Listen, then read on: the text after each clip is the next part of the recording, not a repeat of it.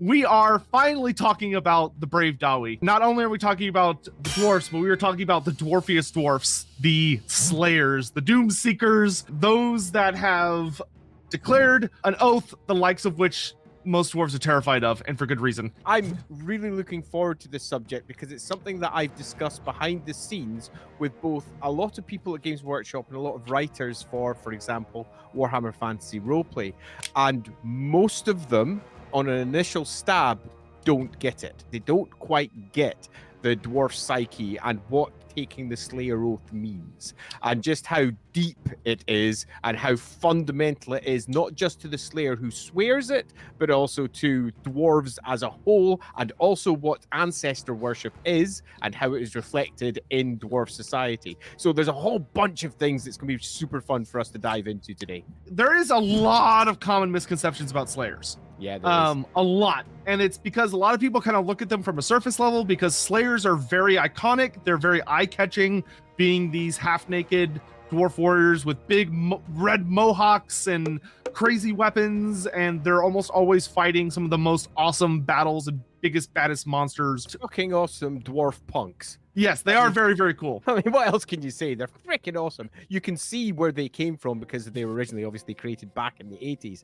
and they're reflections in many respects of British culture at the time, but put in dwarven clothing, so to speak, and dropped right in the very front cover of Warhammer Fantasy Roleplay First Edition and every Warhammer Fantasy Roleplay core book from that point forwards because they were so iconic. Getting into Slayers, I think the first place we have to start is with Grimnir. That is the beginning of the tale. I'm going to very heavily summarize it because I want to focus on the actual Slayers themselves, the Ancestor Gods. You could debate that they're the original dwarves. I think it's a little more complex than that, but they are the very, very first iteration of the dwarfs that it seems there was something more to them. The main big ones that are talked about the most are Grugni, Valea, and Grimnir as kind of the big major trio. There are a host of others outside of that. There's like Gazul, the god of death, or Grim. They have a lot of children. Moving on from them, the dwarfs, according to myth and legend, the old ones created them somewhere near or at modern day Karak-Zorn lies, which is a lost hold. After they emerged from the mountains, they started migrating their way north along the World's Edge Mountains, and they followed that way up. This was in the age before the demons. However, just because there were not demons about did not mean the world was safe. There were lots and lots of terrors that were all over the place. There were dragons. They were also dealing with greenskins who showed up very early. The greenskins showed up well before chaos, and the dwarfs had to deal with them because the greenskins escaped the extermination of the lizardmen by going underground, where the dwarfs were.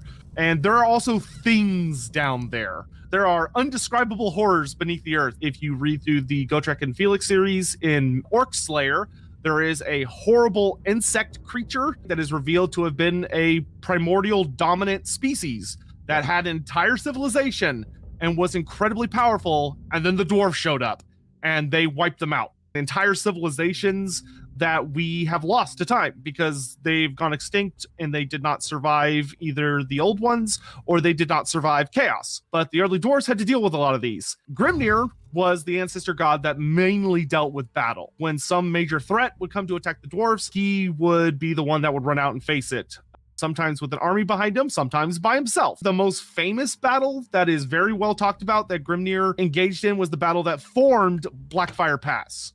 As Grimnir and the dwarves were moving up through the mountains, they founded Karak Eight Peaks, which was a huge deal, and then they moved further north and founded Karasakarak, which was also a huge deal. They caught wind of a dragon, kind of where the Black Mountains meets like the World's Edge Mountains. This dragon was Skaladrak. When dwarves talk about a lot of their ancestral big bads, they often refer to them as mothers. It is the mother of dragons, or the mother of this, or the mother of that, which is just very, very interesting compared to like humans who always like to assume it's the father. Dwarven society is pretty much reliant upon the women folk. I want to make this as clear as I possibly freaking can. Yeah, absolutely. Honor has nothing to do with being male. Honor is personal. Now, are there a lot fewer female dwarfs? Yes, there are. Yeah. And do they have important parts of society to deal with? So their own personal honor will make balancing choices, yes. But can they decide that their honor is completely lost, that they themselves have collapsed within for whatever reason, and that they must swear that oath? Yes.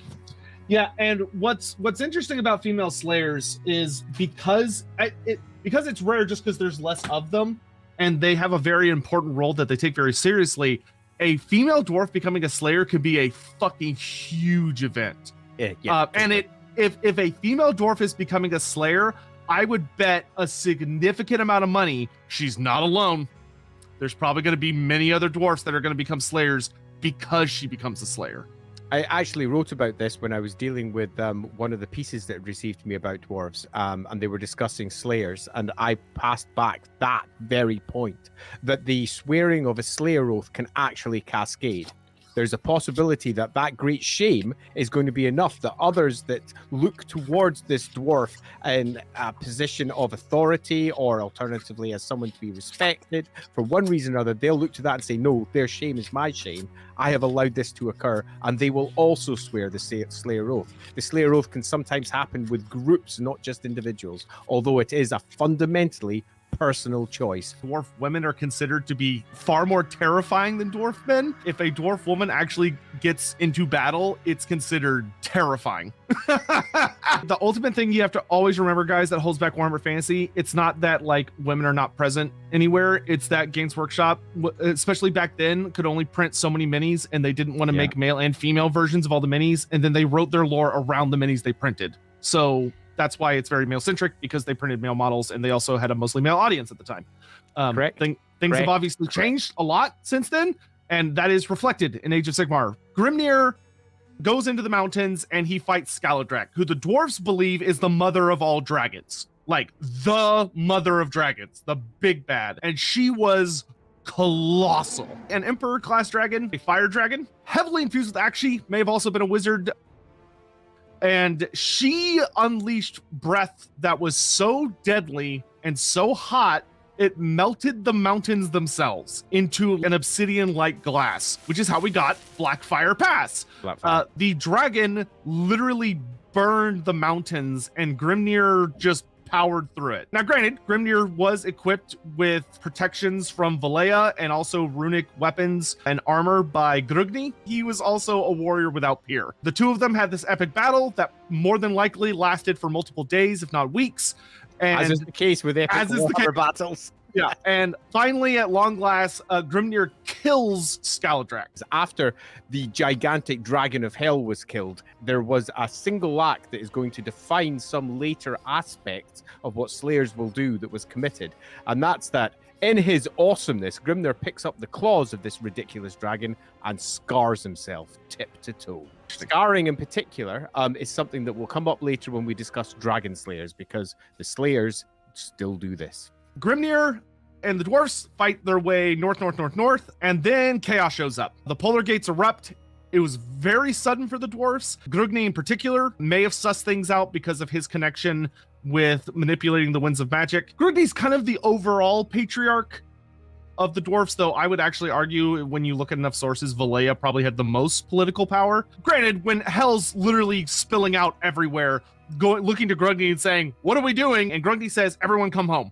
Everyone come back to the holds, prepare for defense." However, for a lot of the early holds, this did not work out. That most of the early Karazhan Corps was completely obliterated. It was not immediate. This took hundreds of years. And amidst this, Grimnir would lead throngs out from whatever hold he was at, and he would absolutely bitch slap demon armies, but like Anarian, he could not be everywhere at once. Mm-hmm. He does meet with Kaldor Dragon Tamer. I want to say they meet on like the shores of the Black Gulf. The two of them team up against an army of beastmen. I feel very bad for that army of beastmen, because Kaldor and Grimnir, there's literally nothing they could have done. Like, apparently it was such a large war herd. It was like from one end of the horizon to the other, and they were grossly outmatched. The elves see the dwarves fighting and are like, "Oh, they're fighting beastmen. We don't like beastmen, so let's help them." Funny enough, Grimnir does not actually really appreciate this help. At first, his pride seems to be a little wounded about these random elves showing up and assuming they needed help. And Kaldor and Grimnir have a conversation, because say what you want about Kaldor, he was actually an excellent diplomat. The two of them exchange some really key pieces of information, which is that Grimnir knew everything was coming from the north, because the hordes of chaos had come down on them, And the dwarves were very keenly aware of how they had lost territory with the forces of chaos, very specifically coming from the north. Whereas the elves of Ulthuan did not necessarily have that luxury, being on an island. Kalidor was actually exploring the world because he had learned about the gates. And Kalidor was setting up his Waystone network that would draw all the winds of magic to Ulthuan. From Kalidor, Grimnir learns there's a gate where the forces of chaos are spilling out. And Grimnir, being Grimnir and a dwarf, looks at that and goes, I bet I could shut it. I bet I can march up there and close it myself. Grimnir swears an oath that he's going to stop this. He takes it personally, massively personally, to the point that all slayers that are to come later now emulate this particular deed. Such was his shame that he decides that it is almost pretty much his own fault that this has occurred. And the slayers to come, when they swear the oath of the slayer, are basically swearing the oath of Grimnir. They are doing the same thing that Grimnir did. They are emulating their ancestor. This is where he tattoos himself. The runes of Grimnir are put all over his skin. We know this occurs. We know that he then goes north, and the last final steps of Grimnir's path, so to speak. So after being the Dragon Slayer, moving off to being the Demon Slayer, he then heads off north to effectively move towards either his end or the closure of the gates, one or the other.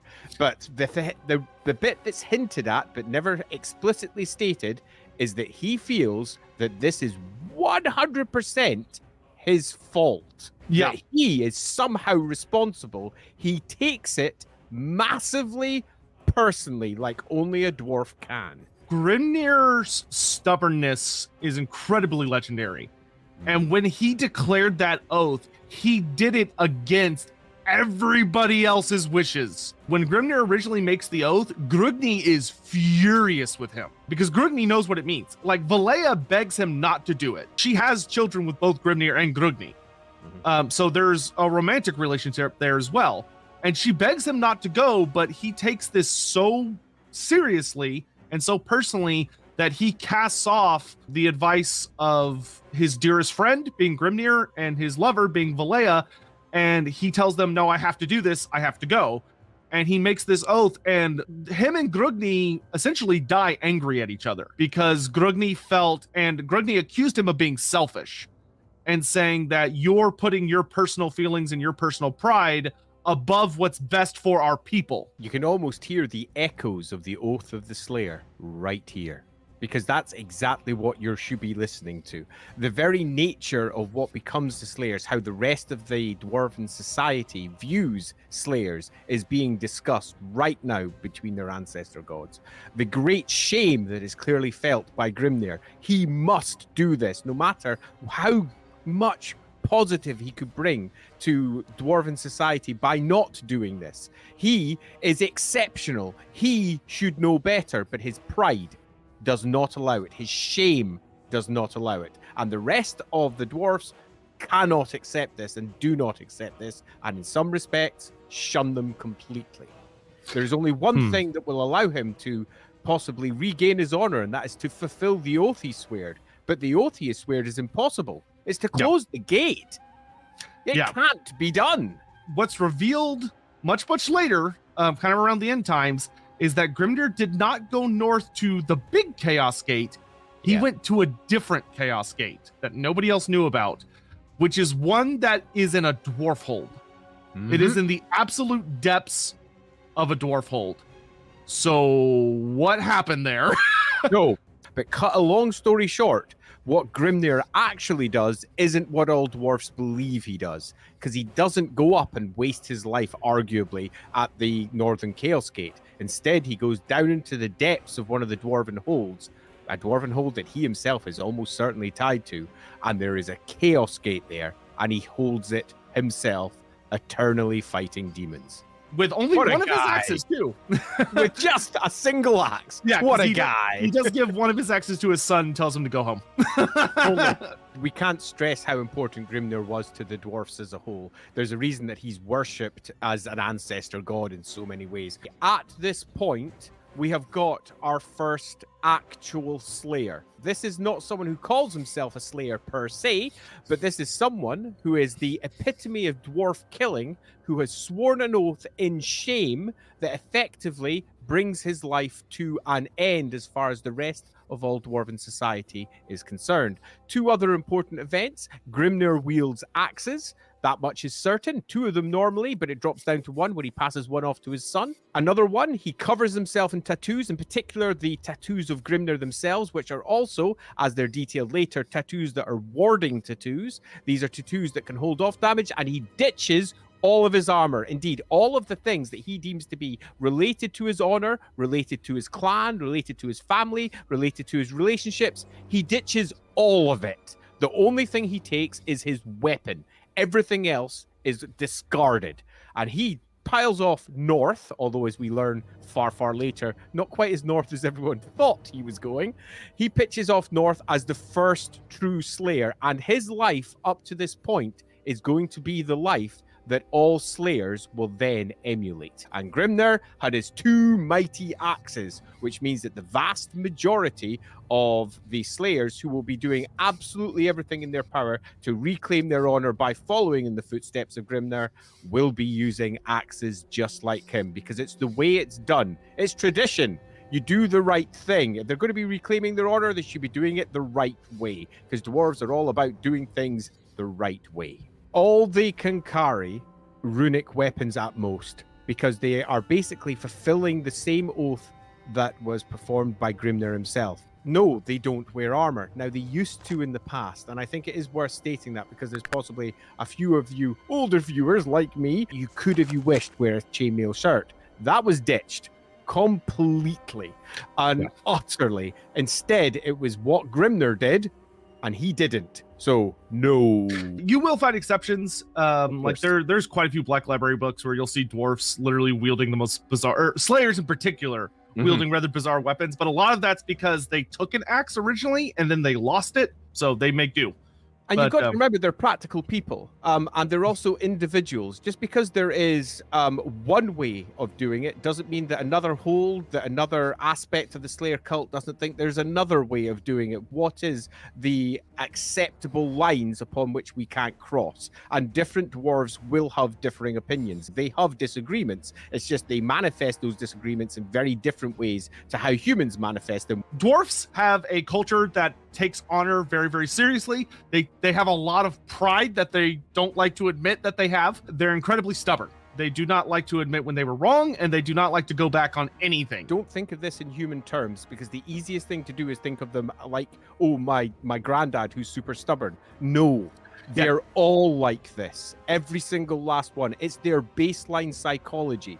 It's where they start from. Now, obviously, you've got some who are even more proud and some that are a little bit less proud than the standard, but their standard is at the basics the most stubborn person you've ever met. That is the most core thing about Warhammer. Humans are humans, nothing else is. Dwarves and elves, they're very alien to us. Slayers are functionally, at the very, very base level, they're dwarves to which some very, very bad thing has happened. It can either be a terrible tragedy, it can be they made a colossal fuck up. It could be that they are suffering from some sort of awful defeat or pain, or it's a very broad system. It's not as simple as, oh, they simply had one bad day, insert Joker meme. A lot of the times it's not actually shame that does it. That does happen sometimes. A lot of the time it's tragedy that leads to it. It's grief. There are different classifications of Slayers, and it's a very simple system. When you're a Slayer, you are a Slayer, and then whatever the biggest, baddest thing you kill is, or the most difficult thing you kill is, that is like kind of recognized, you go up in rank, so to speak, where you... ranks are your troll slayers, which are your basic slayers. You kill a troll. Honestly, insane that for them, the basic level is a fucking troll. Trolls are horribly hard to kill creatures and are exceedingly... They literally vomit acid that can eat armor and your flesh. And they can regenerate from literally anything as long as it's not fire. They're a bitch to deal with, and that's the basic tier. Then you have your giant slayers, and then your specialist ranks are your dragon slayers, and then above dragon slayers are your demon slayers. There are some other exotic ranks. Probably the most well-known are the Doom Seekers, which Doom Seekers are a very awesome form of slayers that have these big chain flails that they fling around themselves, and they are slayers that have committed to dying against endless hordes of enemies instead of trying to seek out one particularly nasty large opponent. And we need those in Total War, please CA. That's the very broad little categories of them. For each category, there are significantly less of them, because in order to achieve that rank, you have to kill something that's considered that equivalent. Yeah, obviously these ranks were initially put in place for two reasons. One, to split them up easily for the roleplay game to begin with, Troll Slayers and Giant Slayers. It made it very easy to make a career progression. And for the battle game, again, so we had our easy champion, hero, lord model, our champion being the Giant Slayer, obviously our hero being our Dragon Slayer, and our lord being the Demon Slayer right at the very top. But that got wrapped back into the lore and also into some of the stories that they added to Grimnir at various points. So Grimnir becoming the Giant Slayer, becoming the Dragon Slayer, becoming eventually the Demon Slayer at the end of his career. And that is reflected back on Grimnir, and in turn it reflects back to the Slayers and the story of them and why they take on the world the way that they do. Andy, yes, are dwarves just suicidal warriors who are looking to die as quickly as possible because that'll magically give them their honor back? No! Oh my God! Tap your mic. It didn't appreciate. It really didn't appreciate. Okay, you're good now. My good now. Yes, I broke my mic in my anger. I also broke your camera got everything's your computer's like quit. Let's make it clear here. The dwarf in question has suffered something that has injured them so deeply, so personally, that they can no longer, as far as they're concerned, consider themselves a dwarf in the same way that the rest of their peers can. They are so massively injured that they think that their honor has been cast aside. Now, honor to a dwarf is everything.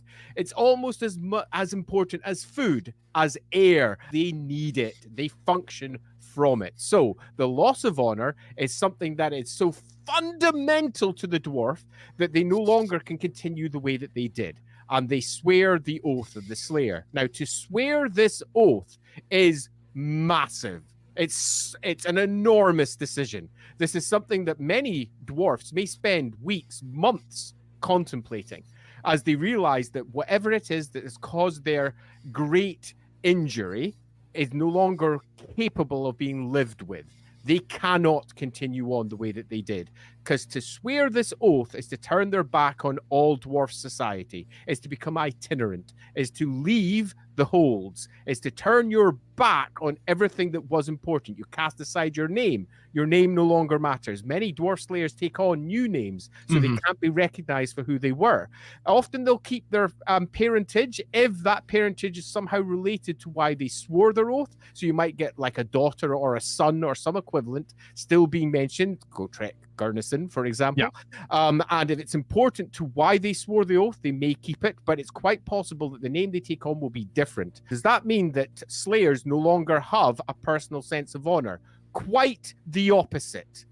The reason they swore the oath is because their honor has been so massively infracted and they can't live with that anymore. If anything, they're some of the most honorable dwarfs in their own interpretations of themselves because they stick so hard to this oath.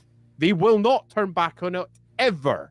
That's it. They're done for the rest of their life. Does this mean they're suicidal? Some of them, yes, they might be, but their oath stops them from committing suicide. That's one of the reasons that some of them will swear the oath, because they want to ensure that their death is meaningful. Their death matters. Their death will have an impact that betters dwarf society as a whole. Grimnir, who swore his oath, said he would close that gate, and away he went. And he attempted to do so, and as we find out later, in fact, in many respects, did, because he stood in it and didn't let anything through. So, are they suicidal? No. Are they honorless? No. Are they looking to kill themselves? No. They're looking to reclaim their honor. And the only way they can reclaim their honor is to die doing something of extraordinary significance in battle, because they are reflecting Grimnir. They are walking in Grimnir's steps. And many slayers, yes, they might die quick because they're just not warriors, but they will train, because they do not want their lives to be sold anything more than very dearly. It will cost the enemies of the dwarves. They will train, and they will train, and they will train. And to begin with, they don't just throw themselves at the biggest, nastiest thing they could find. If that was the case, no slayer would survive. They'd all just file down some cave where they know there's something terrible. They just go down there and die. They don't do that. They throw themselves in a stepped fashion at enemies that make a difference, great enemies to the dwarves. Trolls, for example, hated by many a dwarf. They are a significant step, plus it's part of the great saga of Grimnir himself, and they are attempting to replicate that through their deeds. Now, they will be heroic. They will sometimes retreat. If they can't kill it, then there is no point in staying, because their life will not be sold dearly. It will mean nothing to die against the horde unless it matters holding it back. Then it matters. Then they can hold that pass by themselves, and selling their life at this point will reclaim their honor. And this is when they get entered back into all of the great sagas, the stories, the holds. Their family's honor has been reclaimed. Their name has been reclaimed. But the entirety of the time that they were out of it is not recorded. That's it. It's come to an end. Whatever happened when Grimnir swore his oath, he's largely gone now. He just disappears. You don't really know what he did after that. And as it turns out, all the stories were wrong. And somewhat similarly, the Slayers cannot ever reclaim their honor until they die, but they will not just kill themselves. Ever. I don't think there's usually a funeral, but you are mourned as if there was a funeral. Yes. Yeah, many will mourn you. And it's just because of the loss. They will be literally grieving that you have left their lives completely, almost certainly left the hold, never to be seen again. They don't hang around like a bad smell. They go. They have now got completely different business. Their life is completely different. Some of them might go straight to all the way up to the other holds. Others may go off searching their death in the most unexpected places, but hanging around, nope. How long do Slayers typically live? A lot of them, not very long. Many of them don't last the first couple of battles or so where they properly pitch themselves against a worthy foe. The worthy foe takes them out. Being able to determine whether or not you can take something takes a little bit of experience, but that experience is going to get you killed. To swear the oath of the Slayer is to be completely out with the dwarves in society, and the rest of the dwarves spit upon the Slayer. A lot of people think that how do dwarves manage to survive if so many of them are becoming slayers. It's like it's not the go-to method a lot of the time because it's taboo. Becoming a slayer is a genuine taboo. It is not something you're supposed to do. It is not something that is recommended. A lot of people, they think that if anything happens bad to a dwarf gets up and he steps on a Lego in the morning, he goes, fuck it, I'm a slayer now. But no, becoming a slayer is the ultimate last resort that there's no going back from. You have to think of it like, imagine like something genuinely terrible happens to a dwarf. A dwarf has an ancestral shield. It's been passed down for thousands of years, hundreds of generations, and it gets stolen by a fucking goblin. Like a Groby steals his shield. He's not going to become a slayer. He's going to swear an oath that I'm going to track down that goblin, I'm going to kill him, and I'm going to take my shield back. But it's quite possible at the end of it, such is his shame that it was stolen, he then swears the oath of the slayer. Yeah. Having already reclaimed that which was lost, because he's done what he should do. That might come after a decade or two, because that shame, that loss of pride builds up within them until they just can't take it anymore. And then one day he just walks off and everyone's like, holy shit. And it'll come down to personal preference. There are dwarves who have appeared in the lore who they're too scared to become slayers. And they won't. Even though something terrible has happened, they refuse to take the slayer oath. And they'll just either leave and go start a life somewhere else or become a wanderer, or they'll try and find some other way. Something that I wish was explored more of, there's a lot of legalese, essentially, in dwarf culture of navigating oaths and pacts and grudges and all this stuff. And there is a really interesting thing to be said of that grudge lore among the Dawi technically allows for a system of righting wrongs that have been done to you without becoming a slayer.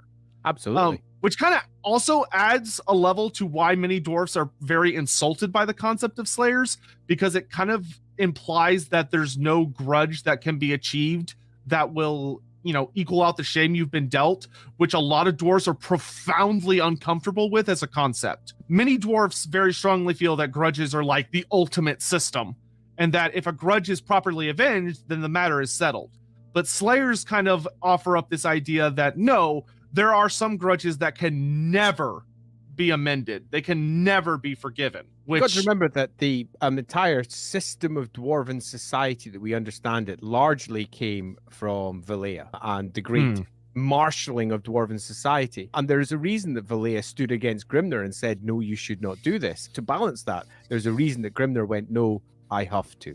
And that is one of the fundamental balances that lie at the heart of the Slayers, the balance between two different ancestor gods and their different views for how the world itself should be interacted with. One thing that I think is worth making very clear is that this is actual religion. This is the cult of the Slayer cult. Okay, This is the equivalent of a dwarf priest. Now, I know that that sounds a bit alien to those of us who often think of our proselytizing equivalents, but these are effectively dwarf priests in many respects. They are representatives of the cult of the Slayer, who is effectively a representative of the ancestor god, Grimnir himself. There is a Slayer oath. It's not this like wibbly wobbly thing. There's a very, very specific thing that's based on what Grimnir said. What are and aren't they allowed to do without being dishonorable? Right, so first, it's really easy. Let's start off with swearing that oath. Cut a long story short, it is an oath where you swear that you will, like Grimnir before you, die in battle in a fashion that is going to reclaim your honor. That doesn't just mean getting your head chopped off by a passing orc. That means doing something worthwhile. So, you've done that, but the oath goes further. You also abandon all your stuff. That goes. You abandon your clan. That goes. So you get rid of all your fancy clothes that you might have. You drop down to just having your good old bare torso. You mark yourself over with the runes of Grimnir. Often the personal rune of Grimnir himself, along with whatever other runes you think are important. There's a variety of different ways that they can pop up. Some of the runes are actual specific warding runes as well that act like armor, which is worth noting, but they only come from very special circumstances. So you've ditched everything. You've got a weapon that's almost certainly an axe. Now, what can you then move on to?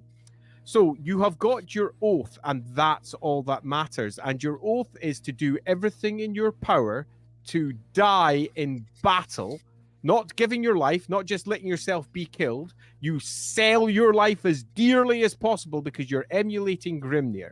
You're not just simply going to come up to someone and not fight very well. You're going to fight to the last iota of your strength. A failed slayer is often a word that's brought up, but a failed slayer doesn't really exist because they're all going to die in the end. It's just slayers that have, if anything, kept their oath for longer. Can they keep stuff?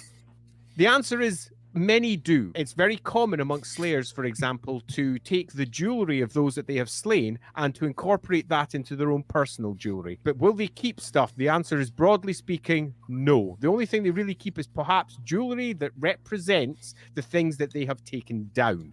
They will also change their crests and their tattoos according to things that they have taken down. There's a fairly common one where if you get a triple crest, that shows, what's the triple crest again? I say it, that means you're hunting demons now. What am I saying? No, that's very top. A single crest means one thing, a double crest means another thing. And again, there's that idea that these are either traditions that have built up over time or alternatively, it's what Grimnir himself did. You can't really keep stuff, but you can spend your money whenever you get it, and they often do on drink because many of them are super depressed. They're super sad. Some of them, however, aren't. Yes. Some of them are fine. Some of them have sworn the oath, and some of them regret swearing the oath. They're individuals. Some of them continue working jobs that you would never expect. They have got their oath that pretty much defines how they are going to interact with dwarven society, which is we are outside of that, and I am heading towards this particular doom. I will fall in battle in the most heroic fashion possible, but that doesn't mean that I'm not going to, for example, build some shit to mean that I can do this better, or I'm going to involve myself with another part of society elsewhere that will allow me to get access to one of the best ways to die. For example, if there was a great creature that had been let's say, really making it difficult for my ancestors. I find out that it's in this set of mountains. This set of mountains is related to a particular human duchy. So you go to that duchy, you ingratiate yourself within their particular staff. You start persuading them so you can go down there so that you can take this out and reclaim your honor by killing that thing that killed ancestors beforehand. They are individuals. They will all approach their oaths in different ways. The classic way to do it is to just band up with a bunch of slayers and go to fucking war alongside a great throng, because you're almost certain to aid dwarven society as a whole if you are on the front lines of their armies protecting and defending dwarven society. It's an easy ask, but it is not the only ask. So yeah, there's all sorts of shit they can do, which makes them fun characters to play. Just remember that they are not necessarily per se suicidal, and they are not stupid. That's the big one. Yeah. Well, there might be a few that are stupid, but that's an individual trait. That's an individual trait, isn't it? If you're a GM, take some time and make your own up. If you have a player that's going to become a slayer, to make it really dramatic and be like, you have to recite this. Yeah, I'm almost certainly going to write one for my game at some point, but I don't have any dwarfs just now, so I don't need to really worry about it. The other thing that has to be talked about is that dwarfs very, very strongly, honor is so critical to dwarfs that they believe it reverberates into the very afterlife itself. Yep. Where if you are dishonored, you don't get to go to essentially dwarf heaven. You get instead sent to more of a purgatory, which is actually like more of a hell. Not in the sense that you're being tortured, but in the sense that you're just alone out in nothingness forever.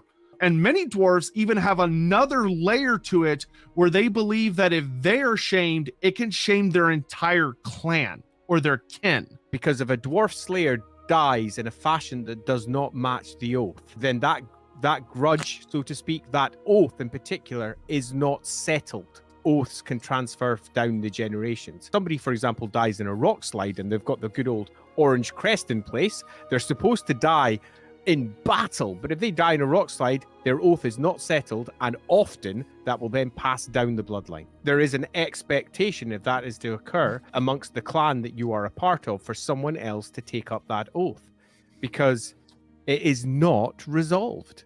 And now, obviously, in the greater scheme of things, many an oath will go unresolved and no one will find out about it, because that's just the nature of the world, because they are itinerant, they are loners, they have abandoned their holds, and it is quite possible, though, that, say, 500 years later, a story is unearthed of a slayer who was not killed in battle, and they will then find the necessary family, clan that is related to it, and say, there is an oath here that must be resolved.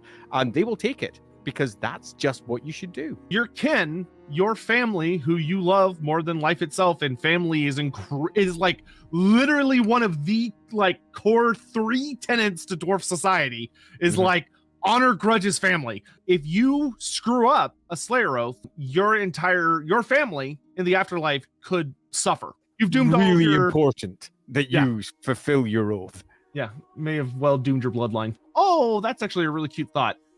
That if a slayer dies, then their spirit, when they arrive in the ancestors' halls, they look like they did before they transitioned into a slayer. I like that, and I think there's definitely something in that. And if I was writing it fresh today, I'd probably include it, because I think that's a nice detail. If you were doing like a little epilogue for a slayer character that dies, finally being welcomed to the halls of their ancestors, and they like no longer look like a slayer, I think there's a lot of prettiness and beauty to be found in that. That's cool. There could be a lot of really fun different expressions of slayers. There are some slayers who take an almost lawyer-like approach to the slayer oath. They go, okay, I have to die in battle. I understand that. I have to die fighting the baddest thing I can. I understand that. It doesn't mean I have to do it right away. I'm going to go live my life. I'm going to go to the Empire. A great example is Malachi Mackeson, the legendary Slayer engineer. In some ways, he kind of approached being a Slayer as a form of freedom. An extra addition here that we should probably gently look into. The concept of the Slayer Oath as a way to get out. That, I think, would be a dismissive tone to take for almost all dwarf society. If you look at, say, good old Malachi Mackeson, thank you, and you take the look at the reasons that he swore his oath, it's because he himself fundamentally had lost his pride. He was no longer capable of attempting to emulate the extraordinary feats of the Ancestor Gods. Consider the Ancestor Gods' time as a point of high technology. It's quite likely that the top tier Ancestor Gods were in a completely different realm to what we have today. And reproducing what came before is what dwarves do. It's drilled into their psyche, arguably by the old ones. And he was incapable of doing that. He had lost his dwarfy pride, so to speak. It was an oath that almost certainly for him was deeply considered, long thought out, and no matter how he may present himself, oh yes, I did this in an almost flippant way to humans, in his heart, it tears him apart because he is driven to keep on building in a new way. Although he has found some ways to use his Slayer Oath to find his own way of achieving a worthy doom, he's still working his way towards achieving a worthy doom. He's building war engines. He's he's teaching humans, but he's teaching them to fight better. He's teaching, that fucking goblin hewer. This is the goofiest fucking weapon I've ever seen.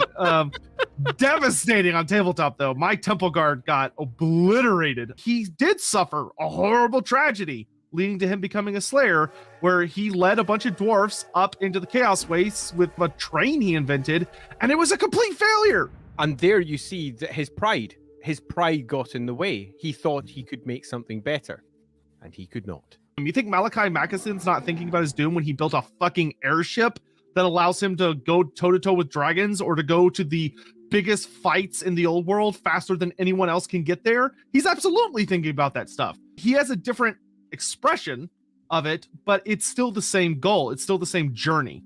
Exactly. I could not support that whole ethos more. The goblin hewer, so to speak, gets rid of the spraff that might kill you accidentally in the most ignoble fashion. Those small goblins are not a glorious way to go down in battle. Going against the great warlords is.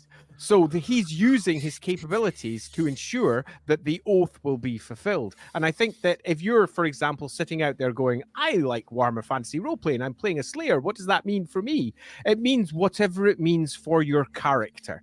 Because ultimately, what is the best way for you to achieve the most? How are you going to do it? For the engineer, this particular engineer chose to provide weapons for the rest of his Slayer kin so that they can get a better outcome for their oath, and also provide transportation so they can go to the very heart of that trouble, plus more. I cannot express enough that all of our Slayers, no matter how they may present themselves, at heart are broken.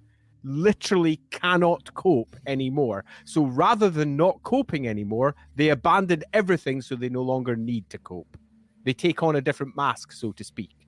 And yeah, they are proper broken people. Are there Slayers who have ever tried to back out of the oath? I think there are dwarves who have desperately wanted to back out. I think a dwarf understands that if you were to try and back out of the Slayer oath, you could never go home. Being declared a Slayer is a ritual that you are legally and culturally dead. You are deceased. You cannot go home. And the other Kadaks know about it. They're not going to let just some random ass Slayer walk in, or random ass dwarf they don't know walk in and just be a part of it. Dwarves are very suspicious, even of other holds. They're going to want to know who you are. They're going to want to know who your clan is. And you can't just like randomly call upon that. Now, is there a dwarf that maybe somewhere out in the world comes to an understanding of, you know what, I don't want to do this? That dwarf would live with terrible inner turmoil. I have an actual example where this occurs in an actual book. So, what happens when you swear the Slayer Oath for, let's say, a reason? I won't go into the reason, because if you happen to play the Warhammer Fantasy Roleplay starter set, there's a character called Gunnar in there who is a Slayer, and there is a reason why he swore the Slayer Oath. But what happens when you find out that the reason that you swore that oath was a lie? Now that breaks that Slayer's heart, because the Slayer has formed the oath and cannot go back. You can't, because you've sworn it. Once you swear that oath, there is no going back. But people are people, and they're not human. But when you find out that you've been tricked, when you find out that the entire reason for your oath is a lie, it puts you in a very hard place. And that was at the core of one of the small side adventures that we built for the starter set, because it was very important to examine the Slayer as a concept, not just as an individual, and pose a question: what happens when that oath is sworn as a lie? The truth, in fact, is you've sworn the oath, you're screwed, you're a Slayer forever, and no dwarf would ever go back on that, or they just wouldn't really be a dwarf. It's not how they think. They're now sworn that. They've sworn to be like Grimner. Grimner will just keep on plowing on regardless, even if he was tricked. That doesn't mean he's not going to look for revenge or some equivalent, but that also doesn't mean that his own individual psyche isn't going to change. He is now, his personal reflection will be no longer, I am honorless. He's no longer honorless, but he has sworn this oath. So if anything, because he's no longer honorless, he's going to... Yeah, now it's even more important. Even harder! Yeah. He might decide that now a better way of doing it, rather than just blindly throwing myself forward, getting drunk, I'm really sad, will be to have purpose now. Put together by me and B. Sherry. B, by the way, absolutely marvelous person. It was super important that we examined the deep emotional decisions that had been made behind being a Slayer, and that's difficult to do in just a single page. But I think we presented a pretty good story there. What is the relationship between Slayers and the criminal justice system of the dwarfs? If a dwarf commits a crime and he wants to take the oath, is there a provision in the dwarf law that he has to be let go to become a Slayer? Or would it be normal for him to still be arrested or denied that so that he can be arrested? That is actually fascinating. That's a great fucking question. Really good question. And it's a good question because it's not been properly answered. And that makes it, if anything, even more fascinating, because you can have a wee think as to where would the dwarfs land on this. The Slayer Oath is the ultimate expression of, I'm going to abandon everything that came before in an attempt. Oh, gosh. Just saying it out. Yeah, that has not occurred to me. That is a genuinely fascinating, because I've read lots of books where a Slayer or a dwarf does something that is kind of like a horrible crime, and they just automatically declare the oath and leave. I've never thought about, like, what if the hold didn't want them to?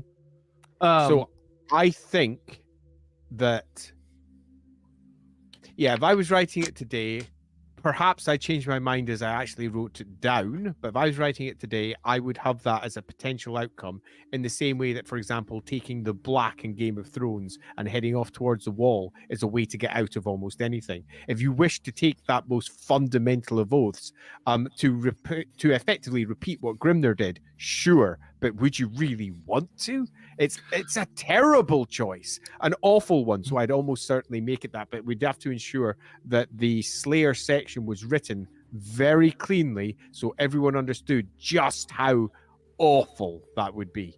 Yeah, I mean, you can only do it once. It's not like you can run away from being a Slayer and just return to your old life or go to a new hold or whatever. Like, you know, we kind of talked about that earlier. So yeah, I would probably do a similar thing, but there's some really interesting things that could happen with that. But it also brings up another potential point that hasn't been brought up, and that is, what if a Slayer, probably accidentally, let's be honest, but commits a crime?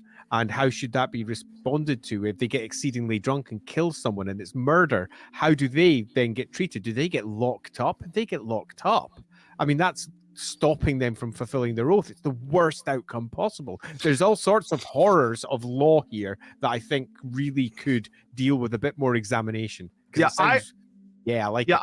I do recall there being some instances in Black Library books where Slayers are arrested, but they're almost universally let go eventually. But it's like they are arrested and they are put in chains and they are taken by transport somewhere super fucking far away, or they're taken down into the depths of the hold where like the Underdark is, where like the really bad shit is. They open up the sealed door and say, "Get out. Go, you're on your own," and then they close the door behind them. They're already effectively outside dwarf law by what they're doing. So how does dwarf law then treat it when they've got them there? Do they just get exiled immediately again? Because effectively, by taking the oath, because they wouldn't kill them. You're already taking exile on. You already are exiled. That's the whole point of taking the oath. So I think something in there that I think I'd want to think about and write out. Yeah, it would actually be a really fun thing to explore. Like, even as an adventure hook for a party that just happens to be near some dwarves dealing with a Slayer that commits a crime, that could be a fascinating adventure hook of like how the dwarves are like trying to figure out a way of what we're gonna do with this guy. Particularly because it also potentially breaks the oath that they've taken, the oath of the Slayer, where, oh man. Yeah. Cut long story short, this is complicated and fascinating. The Slayer Oath, paradoxically, is very simple, but Slayers are often very particular about how they want to fulfill the simplest oath, which is die honorably in battle. Period. Yeah. At its heart, that's it. They're going to be more than capable of fulfilling that particular honor. The oath that they swear in no way discusses their previous life or why they swore it. Indeed, it's not just taboo. No one discusses these points. It doesn't matter. It's personal. When you come forward and you join the cult of the Slayer, your past life is now irrelevant. None of it matters anymore. All that matters is going forward underneath this new oath. So that new oath in no way encapsulates any of the reasoning behind it. So you're not going to be in a position where you can't see that oath through. Yeah. However, there is one exception. What if you have an oath that directly contradicts the Slayer oath? If you are a dwarf, you have made an oath that somehow requires you to either stay in a singular place or requires you to stay alive, and then all of a sudden you take the Slayer oath. The oath of kingship. There is of course, a very particular character, which is, of course, Ungrim Ironfist. But it's not really about Ungrim. We'll come to him in a second. We're gonna wheel back the clock several generations to his great Five. Yeah, King Baragor, you are correct. 5 times great grandsire. You were correct on the 5 times. Good job. Was the king of Kalakadrin, and he had a daughter that he loved very, very dearly. And Kalakadrin was very powerful during this time. They were doing very, very well for themselves, and they were kind of at a point where them and Kalazakarak were very closely equal in power and wealth and authority. A marriage was arranged between Kalakadrin and Kalazakarak. King Baragor sends his daughter with a big old army, a big throng of dwarfs, down to Kalazakarak for the wedding so she can marry the prince of Kalazakarak, and the clans will be joined and it'll be awesome and everything's great. However, tragedy strikes when easily of the living dragons, the biggest bad guy dragon that is still alive to this day for the Dwarf Empire is Skaladrak Incarnadin. Bloody Skaladrak. And she is the daughter of Skaladrak, the mother of dragons. So she is old and she is big and powerful, and she doesn't get up very often. But when she does wake up, it is fucking bad every time. She wakes up and she comes across this throng and she attacks them, and it's a massacre. And the daughter dies. This sends King Baragor into an absolute spiral. She was his only daughter. He loses himself utterly to grief, and he does something quite genuinely unthinkable. He swears the Slayer Oath, which he should not have. From a dwarf understanding of how oaths work, he was not allowed to do that. And there's a reason, because he had already sworn an all-encompassing oath. And that was the oath of kingship. On one hand, he's got an oath where he must do absolutely everything in his power to preserve and protect the people of his hold. Everything. And on the other hand, he's got an oath where he must die in battle against a worthy foe. Not just a foe, not just some random goblin, a worthy foe. So he's now got 2 deeply conflicting oaths, because one oath needs to keep himself alive. Everything in his power to protect his people means staying alive. But on the other side, he swore another oath. Everything in his power to die. And we have a problem. He went and did this and came back in front of his council, and they went, "What the fuck have you done?" Yeah. And like all the things and the lords and the grudge lore guys and the lore masters and everyone had to sit down and go, how the hell are we going to figure this out? And it probably took it was probably a debate that raged for months, if not years. Him being like, I'm going to go seek my death, and them going, you cannot. You may not. Balanced off with others going, but you must. Yeah, but you have to. Yeah, you must. Yeah, I cannot imagine the screaming matches that took place in that council. Ultimately, though, it is his choice how to deal with it. And he comes to, let's say, balanced choice, where he decides that he will continue on as king and do everything in his power to keep that oath. But equally, should his hold go to war or anything similar, he'll be right the fuck there, looking for a worthy foe to take down. I can imagine I mean, just talking it out as you try to balance out what that poor king had to decide between, it doesn't make sense. None of it really works because the two oaths are contradictory, and he could not betray either oath. Literally couldn't. And imagine the heartache that poor king was going through. What a nightmare. One of the ways that he managed to balance the two was that he decided that he would significantly increase the benefits that the other slayers would receive at his hold. They massively increased the shrine to Grimnir, provide solace to all of those who had taken the slayer's oath so that they could much better fulfill that oath. Effectively, he became king of the slayers, and he gave the slayers a much better opportunity to come to terms with their oath in a fashion that would bring honor back to their lines. And in very short order, what was once a hold that had so many thousand dwarves in it became a hold that had not just a few hundred, but thousands of slayers, as many of them actually decided that the only true place that they could swear the slayer oath was to make their way to the Slayer Keep. Many of them make pilgrimages to this great Slayer shrine that had been put in place by the Slayer King. Of the entirety of the Karazhan, if you are a Slayer, you are not welcome in any hold except for Karakadrin. There's some examples where dwarves are going back to holds and they're doing stuff. It's not that they're not welcome. In fact, no, it's exactly they're not welcome.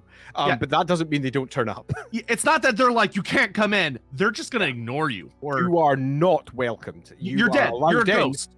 Exactly. They spit on you. They have nothing but disrespect for the choice that you've made, because it also means that you have done something terrible and you think it's so terrible you have to do this. In some respects, what they're doing is they are honoring the Slayer and that Slayer's choice to make that oath, because they are saying, you've made that oath, then I will spit in you like you spit on yourself.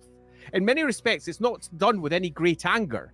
It's not that they're sitting there go, fucking Slayers, I hate them. It's much more, he's a Slayer, he must be disrespected, because he disrespects himself, because she has taken this oath, because they are no longer, as far as they're concerned, part of our society. We respect the oath that they have taken. And because we respect that oath, we will treat them fucking terribly, because they want to be treated badly. Why you don't see Slayers getting upset about it.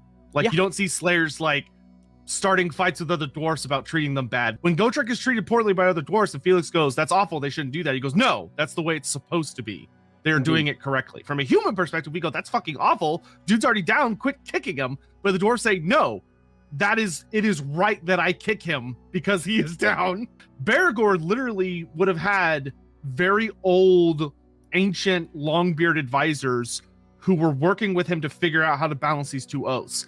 And the decision they came to, like Andy said, I'm going to throw open the treasury and I'm going to make a personal commitment to all the Slayers that exist and to Grimnir himself, and we will make this the Slayer Keep, which I'm sure for the non-Slayer dwarfs was deeply controversial. They have abandoned honor. Why would we want them here? After a lot of, I'm sure, beard tugging, they finally agreed that this was a reasonable compromise. And that's what it was. It was a compromise. So that allowed him to stay in the hold while also technically he is setting up for a worthy doom by inviting all these Slayers, by enabling them to seek out their own dooms. And the Slayer Shrine of Karakadrin is massive. The Shrine of Grimnir. It is fully stocked with everything a Slayer would need. They provide you provisions. They can provide weapons. They can axes, because it not just provides them with extra support, it almost validates that oath. And this isn't a great big camaraderie thing. These guys and occasional girls are all, as a one, unhappy, deeply upset individuals. Yeah, they're not happy to see each other for one reason or another. And most of them are isolationist. Many will go there and then just leave.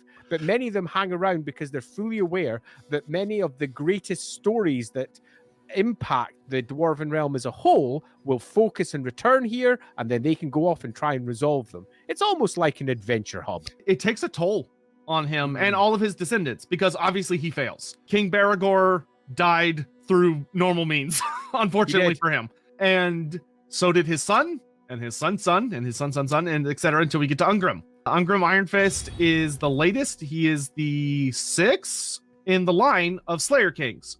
The only Slayer that's allowed to wear armor, and that's because his oath dictates he has to stay alive. It sucks for him because he literally has to wear the best armor he possibly can that is available to him as king because of the oath of kingship, which means that he must do everything in his power to protect his people, which means that he must protect himself. Because so many Slayers lived in Karakadrin, when a threat would appear, all the Slayers would want to be like, and swarm it. If they have 1,000 Slayers swarm like a single Chaos Giant, well, okay, like that's not really as much of a fight. So they introduced a system of the Warmourner. His job is that he decides who gets to fulfill their oath that day. So when they hear about there's some kind of threat, his job is that all the Slayers gather around and he goes, you, go. And he will weigh in his mind who's been there the longest. Who's worthy. Yeah, it's often that he knows who has killed what has happened to who.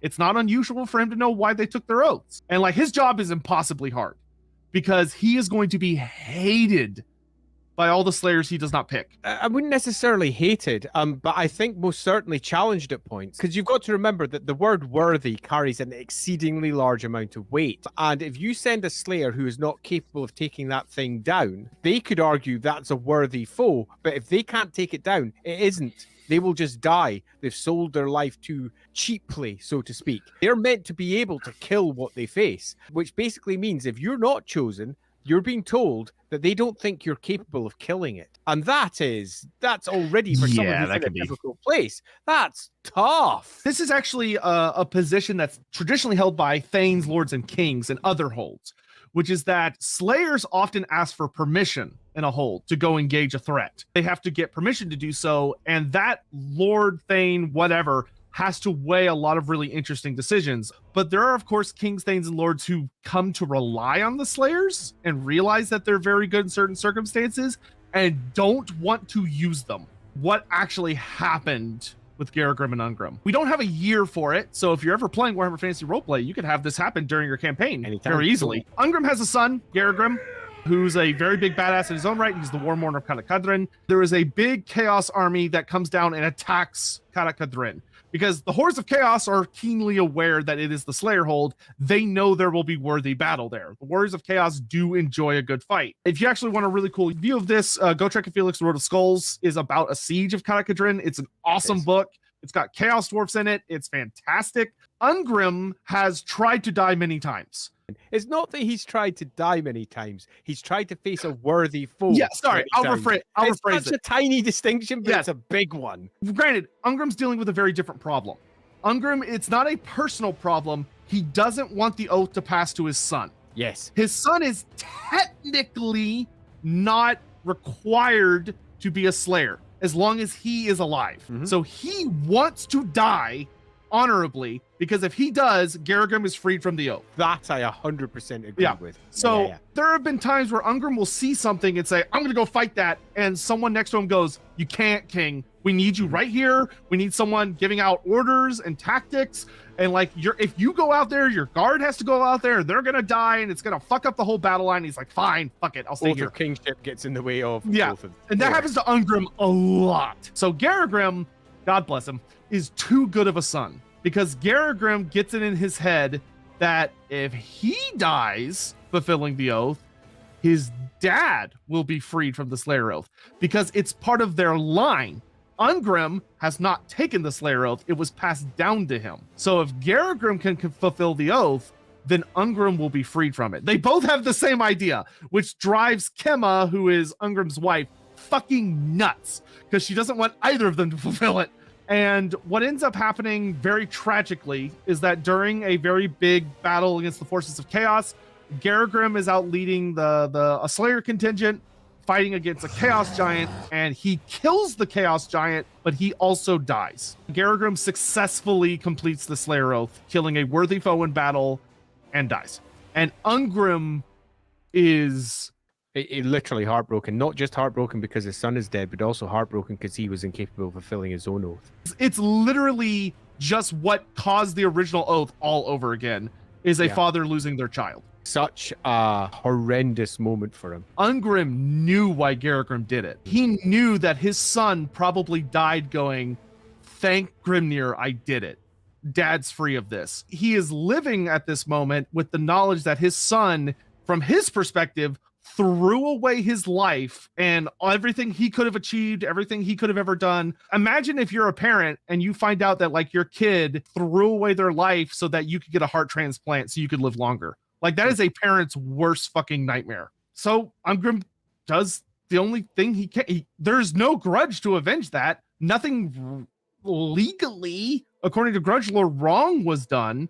So the only thing Ungrim can do is he takes the Slayer Oath for himself. You think about just how deeply this has affected him. He is indeed arguably free. And I would say arguably, because he has already taken the Slayer Oath anyway. Such is his heartbreak, he just re-swears it again anyway, so there is no doubt that it is his oath and it will be fulfilled. The Brotherhood of Grimnir is a fascinating group of dwarfs. So they are, from what we would see, are priests of Grimnir. They are slayers. Like you have to be a slayer to be a brother of Grimnir or a sister. The way they serve their Slayer Oath, though they do eventually seek to die in battle, is they serve at the shrine. They help the other slayers. They counsel them. They act kind of as grief counselors in many ways, helping them get into a mind space where they can help them figure out what is the right play. They even go so far as helping them find like contracts in a way of being like, hey, I've heard about XYZ. You could go to these places. Or I know these slayers are going to fight this evil way over at this other hold. Why don't you go with them? The word here in the oath is worthy. And this is how you can get something like the Brotherhood existing. Say, for example, you had been a slayer, you'd done your oath, and you'd wander around a bit, you'd taken down a troll, can't believe it, the thing is dead, you've carried on fighting, and perhaps you've taken out something far bigger, maybe as big as a giant. And then you cast your eyes around, you wander about for a good 20, 40 years, and find nothing worthy. Nothing. Literally nothing. So what do? You hike your way back to the shrine, and you wait.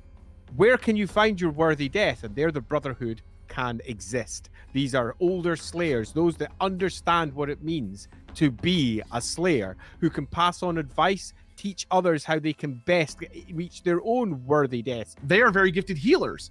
They'll do everything in their power to make sure you don't die. They have no interest in your death at all, because that will just absolve you in some respects. It's like giving up death. You fight to the last bitter ounce of your strength, and you come back. You swore this oath. Your shame will last forever. If you die, you've failed. Dying is failure. That's the big mistake that most people think. They think that failed slayers are those that are still alive. No, failed slayers are those that die.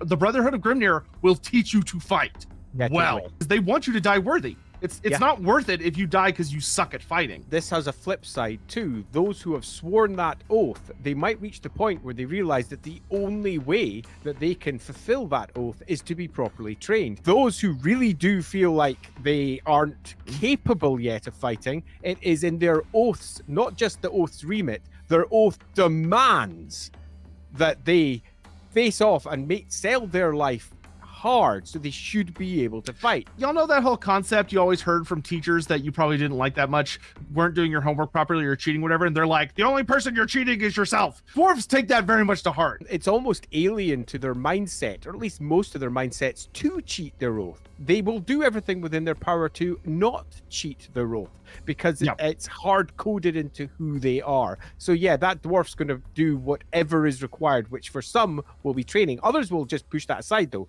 Remember, they are individuals. They all have their own internal personal stories. They help slayers remember why they became slayers. They are very, very worried about slayers that lose themselves to alcoholism, for instance. They do not like that. They want you to think about why you became a slayer. They want you to hold on to that and for it to motivate you, because if you do not remember why you are a slayer, you cannot fulfill your oath. You have to remember. And the Brotherhood of Grimnir are probably the only people who can very reliably dress down a slayer. We understand you're aggrieved, but there is a right way and a wrong way to do this, and you're doing it wrong. And you got to remember, a lot of dwarves are going to be wandering into this without any real concept at all of what they're doing. They may be aware of the fundamental choice they're making, but the actual day-to-day fact of what they've done is going to be so beyond their normal existence. What if they were just a standard clansman who, for the last 50, 80 years, just been working away at the forges? Suddenly, they have become now a warrior. Yeah, They're going to die a warrior's death. They may never have had a proper fight in their life. They have no idea what to do. And that's why many of them will go to the Slayer Shrine first. The Shrine of Grimnir also has a ledger, a pillar of stone, where Slayers inscribe their names and they keep track of everyone. And they basically mark off when someone has achieved their oath. And they're like, well done. And they obliterate your name. One of my favorite parts of the end times is the Council of Kings, where Thorgrim is talking to all the different kings. Basically, every dwarf special character is in the room. At the end of the conversation, Thorgrim tells everyone to get out except for Ungrim and Belagar, because the two of them are like pretty behind him in that, yeah, we should fight. The most tragic part of that conversation is Thorgrim is one of the oldest still living dwarfs, next to like Crag and a couple of others. Like, he's old and he's the High King. He has the ultimate authority, but he looks to Ungrim as a friend, and like there's this long pause and Ungrim's like, what do you want? Thorgrim looks at him and genuinely says to him, like, I understand what happened with Garrigrim. I understand what you're going through. Please, you cannot throw your life away. Like, I need you. It is a heartbreaking scene. And Ungrim gets kind of genuinely upset with Thorgrim. It's something that everyone around Ungrim probably knew he was thinking, but no one would dare say it because it implies some pretty not appropriate things about how he's handling his Slayer Oath, and that Ungrim isn't going about it correctly. He is treating it like a suicide. He's not treating it like it's supposed to, and Thorgrim knows that, and he calls him out on it. That is one of my favorite scenes to demonstrate what a Slayer is like and how sad they are. Some of them do want to just go out and die, but they can't. That's not doing it right.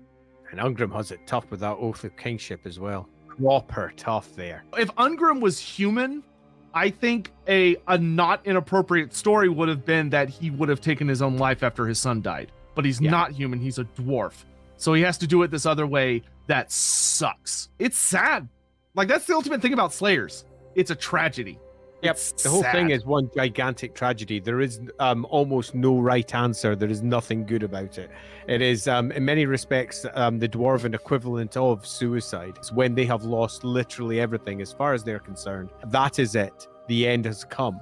And they have a very different psychology to humans. They don't have the same cycles, the same thoughts, the same processes, the same types of mental illnesses that might plague them. They have a very different sort. And when they reach that point, they handle it by the Slayer Oath. And by the gods, it's tough. Every time you defeat a big bad, for a Slayer, it's this horrible paradox of like, oh, good, I get to fight something more worthy. But at the same time, God damn it. Yeah, depending upon their individual psyches will depend upon how they cope with it, because there will be a part of them that, high on the adrenaline rush of the moment, almost expects that they might not this time. This might be too much for them. They might not be able to prevail against this thing they've pitched themselves against. And this is a worthy opponent, or they wouldn't be pitching themselves so keenly against it, and then to defeat it and have that come down. Whew. Yeah. If your Slayer doesn't necessarily have that level of tragedy to it and is a little more of like, oh, I'm just looking to kill the biggest, baddest thing I can, there's still that horrible moment of, oh God, I've got to find something bigger than this. Yeah. Like, this was so much effort. This took so long. How long is it going to be before the next one? Of like, it is sobering. Like, there's a reason dwarves tend to get plastered after those big fights. And it's usually not celebration. It is usually like, great, now all this shit starts all over again. It's a tough ask being a Slayer, but it's one of the reasons why they make such good characters. Most people, when they play a Slayer, almost play a stereotypical one who is either A, just seeking their own death, or B, weirdly stubborn against fighting literally everything that comes in their path. And it makes for a less interesting character. It makes for a less interesting story being told. But if you find yourself in a game with a Slayer like that, or if you're playing a character like that, it's often worth discussing how you can add a little bit more depth to them to try and make them feel like living, breathing people who have got living, breathing issues and a definite way that they want to resolve things. Because if you're not careful, a Slayer can completely derail any normal campaign because they won't do what many people will always do in Warhammer, which is run away. That's an essential component of Warhammer Fantasy Roleplay. Yeah, and I would also say it's the sister component of being a Slayer. Like, yeah, you're supposed to die. You're supposed to die a worthy death, not a pointless one. If there's a situation where you could survive reasonably to live to fight a more, like a bigger, better fight, then according to the Slayer Oath, you should flee. Yeah, an important fight, I think, is the important part of it. If you're just giving your life for no reason other than there's a fight over there, then you have failed your oath. It does hopefully make playing them a bit more interesting and useful. All right, that is all the questions. Thank you all so much for watching. We hope you had fun. That was a really good one, yeah. Yeah, I was super pleased with that. Lasted the perfect amount of time. A lot of some awesome questions too. There were a couple Really there that I'm almost a little stunted by. We do want to thank you all so much for joining us, and we hope you all enjoyed the stream and had a lot of fun. Could have been longer, but it wasn't because we played it short. In the book, get in the book, short. So good. Techless just immediately going in the book. Do subscribe here, please. Don't forget to do that. Yeah, we're gonna get out of here. Appreciate you all watching. Thank you very much. Yeah, you rock. Thank you so much for coming along. We will see you around. Bye-bye. Bye-bye.